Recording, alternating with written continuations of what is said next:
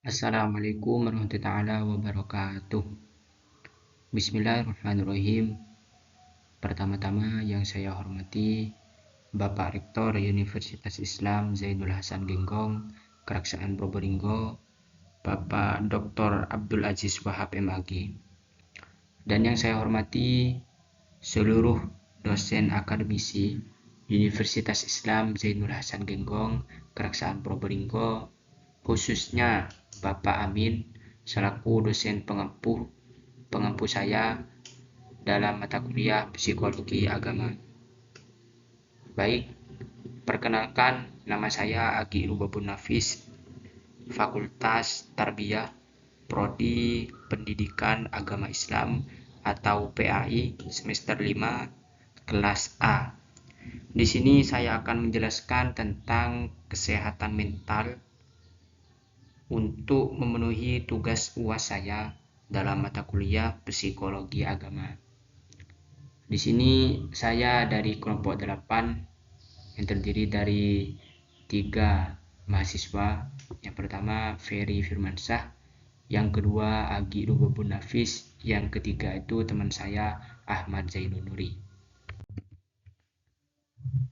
Terdiri dari beberapa pembahasan, ada 5 beberapa poin. Yang pertama itu definisi kesehatan mental, yang kedua itu hubungan agama dengan kesehatan mental, dan yang ketiga itu faktor penyebab terjadinya penyimpangan sikap keagamaan dalam problem jiwa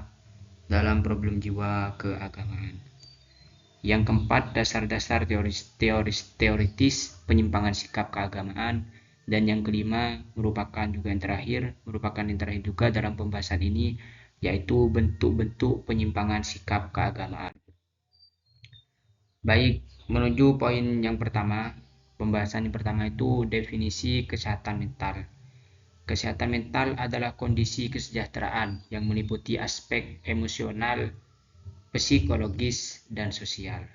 Jadi definisi kesehatan mental itu yaitu dari kondisi kesejahteraan jiwa, di mana meliputi emosional, psikologis, dan sosial yang terjadi pada diri kita masing-masing.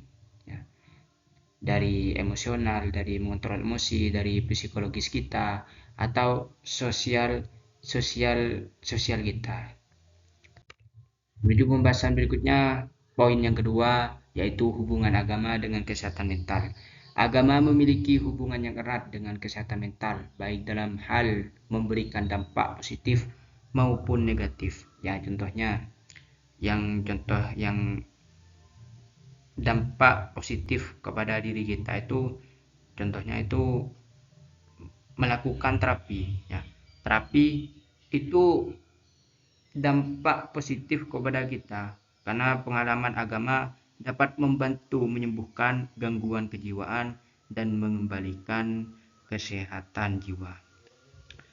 Yang contoh yang kedua itu efek tenang. Ya, efek tenang dalam agama dapat membawa efek tenang yang sering dilakukan lewat seperti doa, seperti ritual, meditasi, dan bentuk lain dari relaksasi tubuh. Poin berikutnya, poin yang ketiga, faktor penyebab terjadinya penyimpangan sikap keagamaan dalam problem jiwa keagamaan. Apa yang menyebabkan terjadinya penyimpangan sikap keagamaan? Ya, di sini ada 5 beberapa contoh yang menyebabkan terjadinya penyimpangan sikap keagamaan. Yang pertama itu pengaruh budaya luar.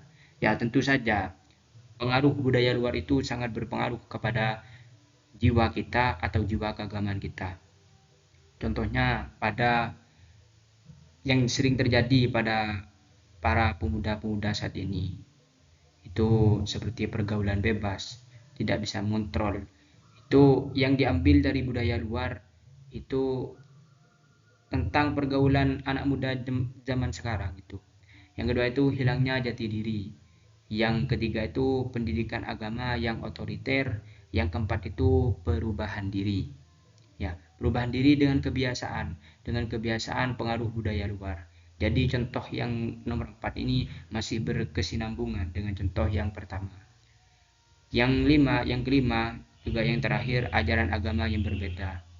Tentu saja di sini kita sebagai rakyat Indonesia, penduduk Indonesia itu terdiri dari beberapa agama. Nah, mungkin dari perbedaan agama itu bisa mempengaruhi terjadinya penyimpangan sikap keagamaan. Contohnya tidak menghormati antar agama, itu akan terjadilah sikap penyimpangan keagamaan dengan hal itu. Poin berikutnya, dasar-dasar teoritis penyimpangan sikap keagamaan. Perilaku penyimpangan adalah perilaku yang tidak sesuai dengan norma dan hukum atau melanggar tingkah laku masyarakat pada umumnya. Ya, memang melanggar atau menyimpang dari perilaku yang tidak sesuai dengan norma dan hukum. Contohnya, terus penyimpangan sikap contohnya kurangnya akhlak pemuda pada saat ini. Contohnya dalam kejadian siswa yang sering melawan dari perintah guru, nah itu termasuk penyimpangan sikap keagamaan. Poin yang terakhir itu bentuk-bentuk penyimpangan sikap keagamaan. Yang pertama itu dari contoh ateisme. Ateisme itu tidak beragama, jadi menyimpang dari sikap keagamaan. Tidak beragama, jadinya tidak memiliki peraturan dalam beragama. Yang kedua itu mengolok-olok agama lain. Barusan sudah dijelaskan adanya beberapa agama. Mungkin itu akan terjadi pada bentuk-bentuk penyimpangan sikap keagamaan, yaitu mengolok-olok agama orang lain dan menganggap agama sendiri yang paling benar. Ini tidak ada respek antara kaum yang lain. Contohnya kaum Islam tidak respek atau tidak menghormati atau tidak menghargai pada kaum Kristiani. Nah, itu tidak akan ada penyimpangan sikap keagamaan jika tidak ada respek atau saling menghormati antar agama. Yang ketiga itu melanggar aturan dalam agama masing-masing. Contohnya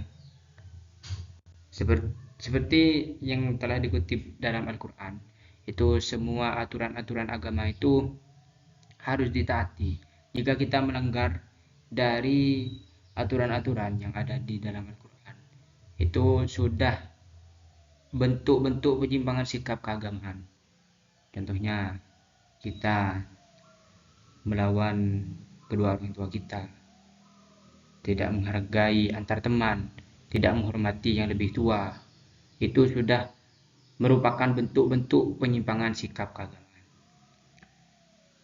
Baik, mungkin cukup sampai di sini saja penjelasan dari saya, Agi Lubabun Nafis, kelompok 8. Kurang lebihnya mohon maaf. Wassalamualaikum warahmatullahi wabarakatuh.